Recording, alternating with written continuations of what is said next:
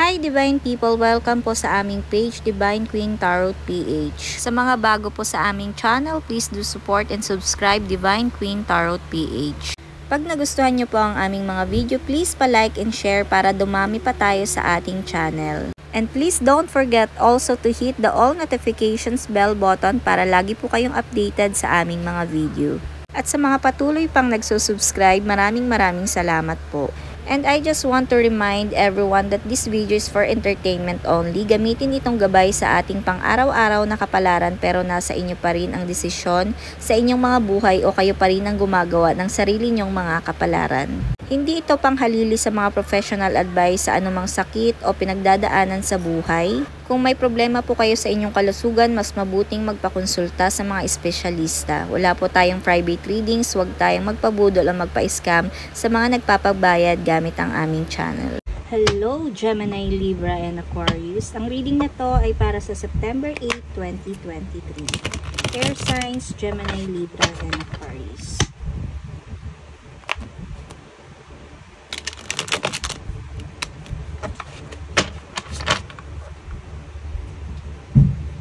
Spirit guide, jumping card para kay Gemini, Libra, and Aquarius. Okay. First card is 9 of Wands. So, ang nararamdaman nyo ngayon, Gemini, Libra, is Aquarius, is masyado kayong frustrated.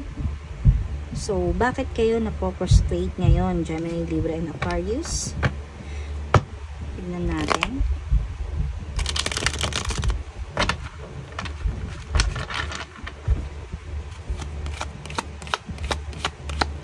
Jumping card, please. Okay. You are frustrated. Meron tayo ditong 4 of Swords. Take time out and answer, and the answer will come. So, wag kayo ma-frustrate, no? Gemini, Libra, and Aquarius. Kung may mga pinagdadaanan kayong mga problema, challenges, struggle sa buhay, okay lang yan dahil ang alam mo ang problema is natural lang naman yan sa tao. Lahat naman ng tao may problema, Gemini, Libra, and Aquarius.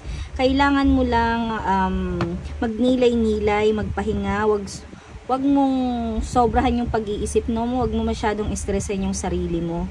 Kasi alam mo yun, too much stress is darating tayo sa anxiety. Pwede tayo magkaroon ng anxiety pag masyado tayong nag-iisip na pwedeng madamay ang ating health, ang ating pag-iisip sa araw-araw, ano? Hindi tayo makakapag-isip ng maayos pag masyado tayong nai-stress, na-frustrate sa buhay. So, tignan pa natin. Jumping card, please. Okay. Meron tayo ditong reverse na Queen of Swords.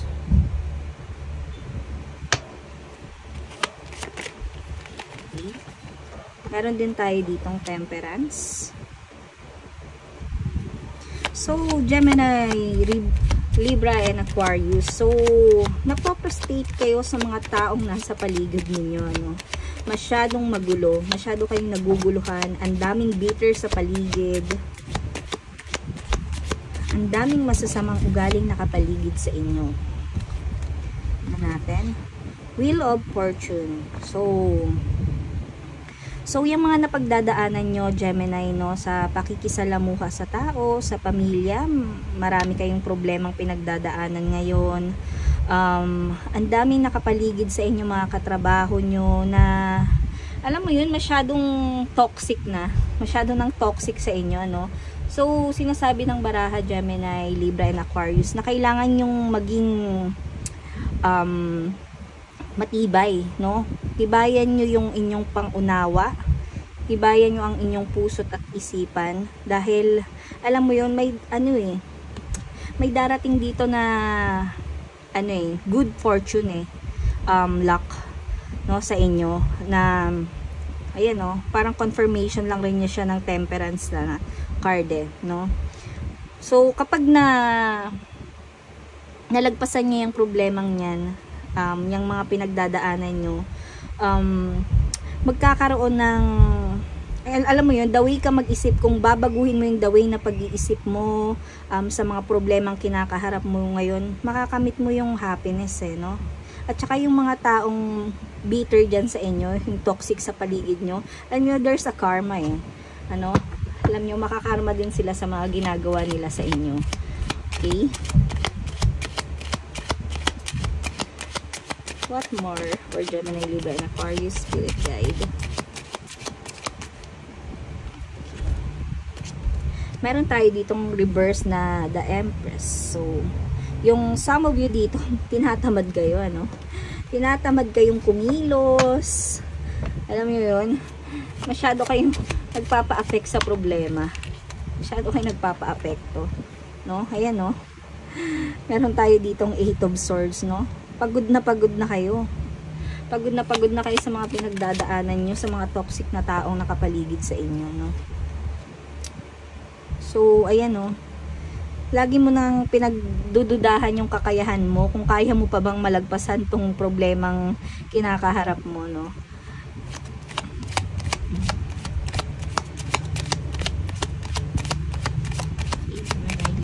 Aquarius. Jumping card.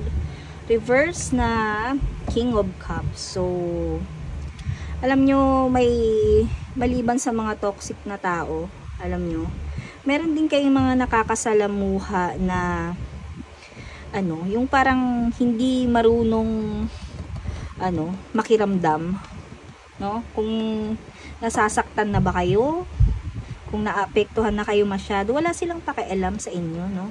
Walang pakialam yung mga taong to. Bakit ganito ang reading ngayon, no? Huwag nyo akong i-bash, pero ito ang lumalabas sa card, no? Mga ano, Gemini, Libra, and Aquarius. So, merong sinasabi dito, alam nyo, Gemini, Libra, and Aquarius, na, alam mo, magtiwala ka lang sa sarili mo, no?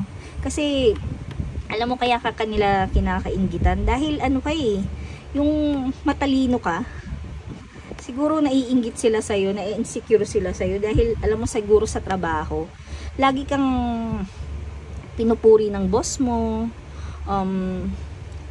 alam mo yun, kaya pinag-iinitan ka siguro nila, no? Kung sa pamilya naman, ikaw yung paborito ng magulang mo, no? Although, pare-parehas kayong okay. Eto. Okay, meron tayo ditong the Empress. Tignan pa natin.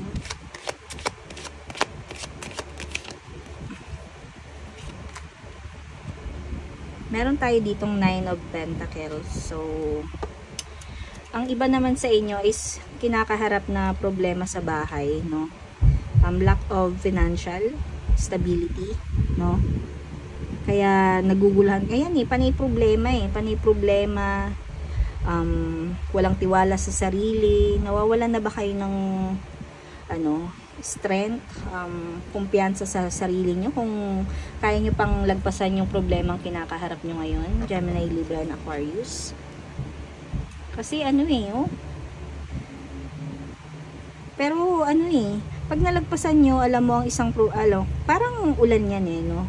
Bagyo, na kapag natapos ang ulan, ang mga struggle sa buhay, ang bagyo sa buhay natin, ano ang makikita nyo, di ba, rainbow? So, pinapakita lang yan dito sa Wheel of Fortune na, alam nyo, ayan maging matibay lang kayo. Strength, temperance, strength. Ayan, malalagpasan nyo yan. Pag nalagpasan nyo yung mga taong yan, at pinakita nyo sa kanila na deserve nyo kung ano yung mga papuring nare-receive ninyo. Yan. Magbabago din yung isip nila. Magbabago din yung pagtingin nila sa'yo. Kung sinasabihan ka nila yung sip-sip sa trabaho, sip-sip sa magulang mo, o kaya kung ano-anong mga nare-receive mong words na masasama galing sa kanila, magbabago yan. Kasi andito ang Wheel of Fortune. Okay? lahat ng mga sakit na dinanas mo sa kanila. Yan, lahat ng mga depression, pati sa sarili mo nawawalan ka ng kumpiyansa, pati yung mga pangarap mo, parang halos ayaw mo ng no, ituloy, tinatamad ka na, no? Tinatamad ka ng i-achieve yung mga pangarap mo, no? Pero sabi nga ng cards, no, tibayan mo lang ang yung loob mo. Yung weakness mo, lagpasan mo yan, yung pagdududa mo sa sarili, lagpasan mo yan, lahat ng mga negative sa buhay mo ngayon na nararanasan, malalagpasan mo yan. Tulungan mo yung sarili mo dahil sinasabi ng The High Priestess dito na malalagpasan mo yan. Trust your own counsel first. Okay?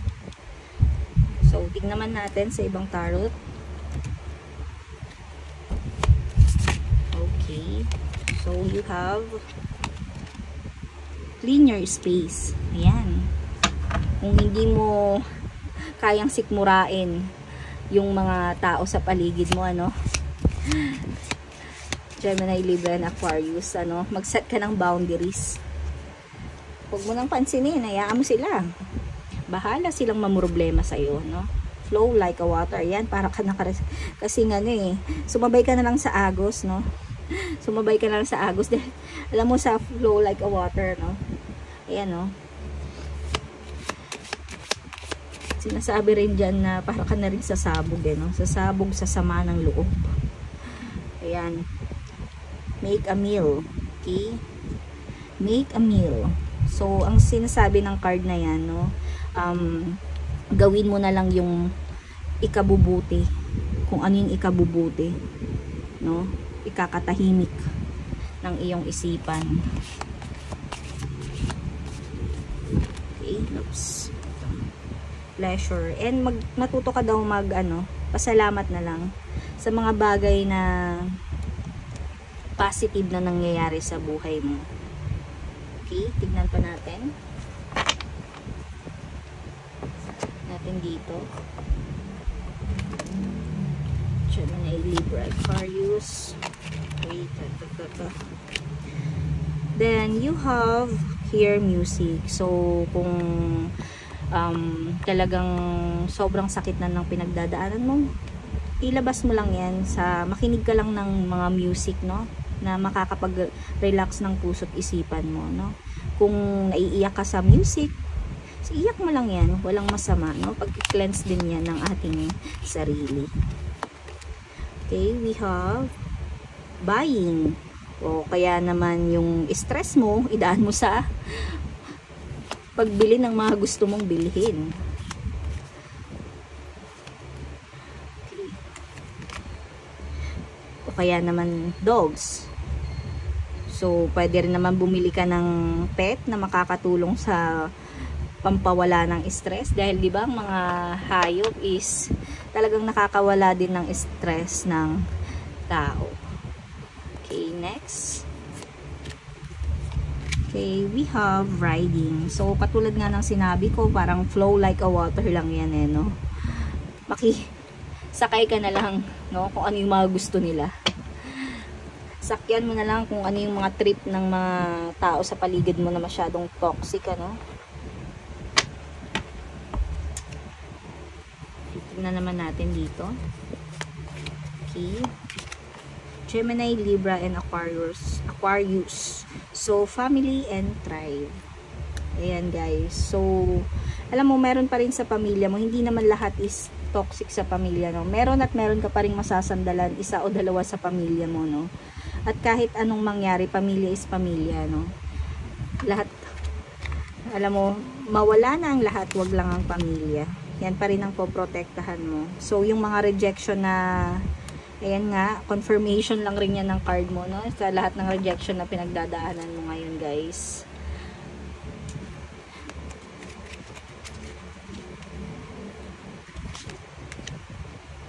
So, meron tayo ditong wild.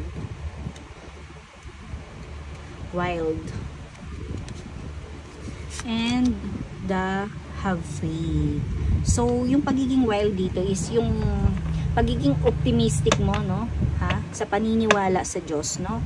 lahat ng mga pinagdadaanan mong problema, pain, struggles, challenges, tiwala ka lang sa Panginoon. So, yun lang guys. Thank you for watching. Don't forget to subscribe. Bye-bye.